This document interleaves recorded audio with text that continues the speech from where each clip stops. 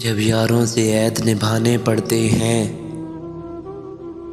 दिल में कब्रिस्तान बनाने पड़ते हैं। यूं तो आमने सामने बैठे हैं, लेकिन तेरे मेरे बीच ज़माने पड़ते हैं। मुझ जैसों में आकर जर्द ही रहते हैं,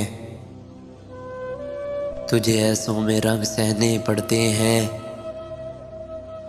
तन्हाई जब हद से ज़्यादा हो जाए, तन्हाई जब हद से ज़्यादा हो जाए, दीवारों को दर्द सहने पड़ते हैं। घर वालों में बैठकर हंसना पड़ता है, रोने के असबाब छुपाने पड़ते हैं। तुम जैसों को सुख मिलते हैं थाली में, हम जैसों को यार कमाने पड़ते हैं। हम जैसे फलदार मुकद्दस पेड़ों को, हम जैसे फलदार मुकद्दस पेड़ों को किस्मत के सब पत्थर खाने पड़ते हैं।